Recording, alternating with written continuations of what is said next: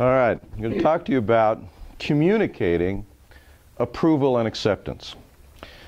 Now, children do a great many things out of a desire to be accepted. We sometimes are astonished at how hugely children are influenced by the desire to be accepted by the people around them. How their dress, their grooming, their speech and behavior are all tremendously affected by the peer culture and their desire for acceptance within that culture. So acceptance and approval are tremendous motivators for children. Now, kids may not realize it, but there are two ways to be accepted by the social world around you. The first is to earn it by coming up with a unique contribution or finding a way, a role to play within the group. It might mean going out for the team, trying out for the school play, singing in the school choir, participating in class discussions, running for class office, and so forth. And in this way, the child creates a role, a place for himself or herself, and acceptance and approval follow. The second way to achieve acceptance and approval is to beg for it. Okay?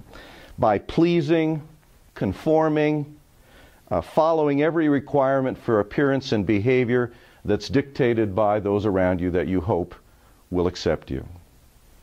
So what do we do as parents? Well, here's the key. We want to teach children to think for themselves. We want them to learn to be rewarded by acceptance and approval as a consequence of the contributions that they make, instead of the result of slavish conformity to expectations that they divine from those around them. How do we teach it?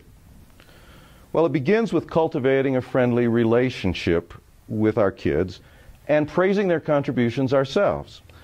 The most effective teaching is in the context of a positive relationship.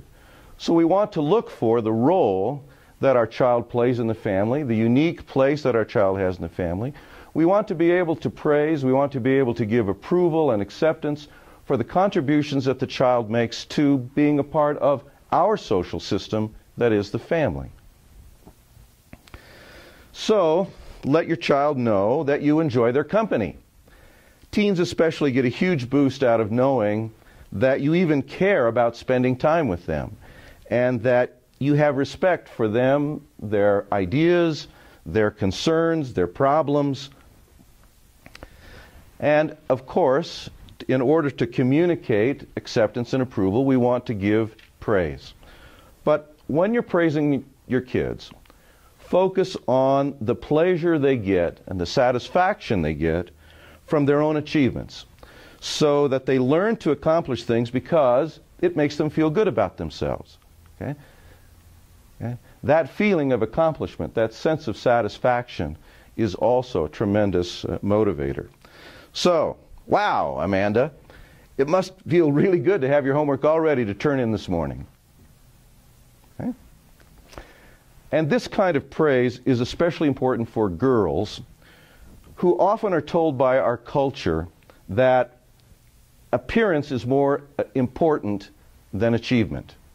We see this in the mass media all the time, that appearance rather than accomplishment is emphasized. So encourage them to praise their own effort and their own achievement. Hey, I know your teacher must have been pleased with your work on that project, but how do you feel about it? Okay. But do resist the temptation to gush, that is, to be overly effusive in your praise. Boys particularly hate it. Okay. Praise what they've done, not who they are. And be specific in your praise. You really fought that math problem until you had it beat to death. Good for you. Okay. It helps children, especially boys, to accept praise if you describe in detail what they've done, so that they know what they need to do next time. Boys are kind of procedurally oriented. So one thing follows another. When you do this, this happens, and this happens. And boys are curious about those kinds of things. And if you praise them and help them understand what they did right, then they learn from that experience. It's also good to offer praise to boys in small doses. Boys don't always have the same persistence or staying power that girls have. And they tend to work best in short bursts. So small statements of praise keep them going. Whoa, you're working hard today. You had your nose in that book for 30 minutes. 15 minutes. Okay. All right. Someone has said that encouragement is really giving the gift of courage. Courage to persist.